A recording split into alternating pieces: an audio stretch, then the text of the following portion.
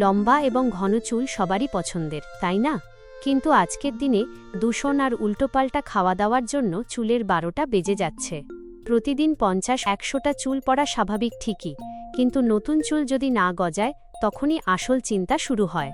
তখন দামি শ্যাম্পু বা তেলেও আর কাজ হয় না। ঠিক এই জায়গাতেই ম্যাজিকের মতো কাজ করে রোজমেরি। এর ফুল আর পাতায় এমন কিছু অ্যান্টিঅক্সিডেন্ট আর অ্যান্টিসেপটিক উপাদান আছে যা কেবল চুল পড়া বন্ধ করে না, অকালে চুল পেকে যাওয়ার সমস্যাও কমিয়ে দেয়। খুশকি বা মাথার তালুর চুলকানি কমাতেও এর জুড়ি নেই। কিভাবে ব্যবহার করবেন? খুব সহজ কিছু উপায় আছে। তেলের সাথে মিশিয়ে নারকেল তেল বা অলিভ অয়েলের সাথে কয়েক ফোঁটা রোজমেরি অয়েল মিশিয়ে চুলে ম্যাসাজ করুন। এতে চুলের গোড়া মজবুত হয়। অ্যালোভেরা জেলের সাথে স্নানের 20 মিনিট আগে রোজমেরি পাতার নির্যাস আর অ্যালোভেরা জেল মিশিয়ে মাথায় মেখে রাখুন। তারপর ধুয়ে ফেলুন। ক্যাস্টর অয়েলের সাথে নতুন চুল গজাতে চাইলে ক্যাস্টর অয়েলের সাথে এই তেল মিশিয়ে ব্যবহার করুন।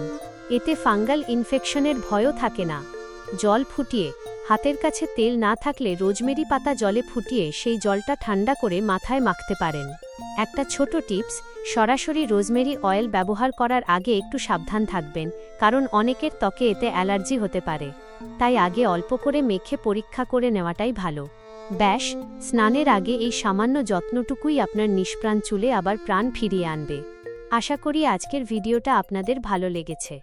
যদি এই ধরনের ভিডিও আরও পেতে চান তবে ঝটপট চ্যানেলটা সাবস্ক্রাইব করে ফেলুন আর বেল আইকনটা অন করে রাখুন। আর হ্যাঁ, ভিডিওটা ভালো লাগলে কিন্তু একটা লাইক দিতে একদম ভুলবেন না।